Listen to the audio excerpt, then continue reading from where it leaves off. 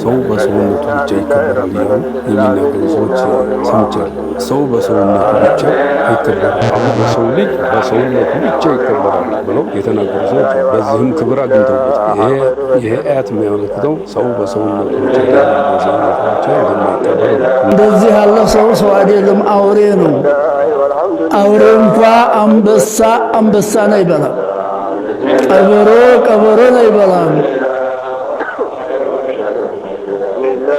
ነብርን አይበላም።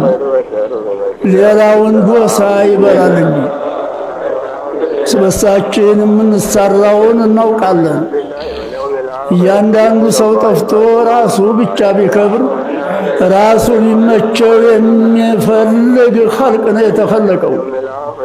የሰውነት ጠባይ እየለቀቀው የአውሬ ጠባይ እየተጎናጸፈ እንደዚህ ያለ ኸልቅ ነው የተፈጠረው። አሁን ወቅት ላይ አላህ እንደዚህ ያለውን ጠባይ ወደ ሰውነት አላህ ይመልሰው እንጂ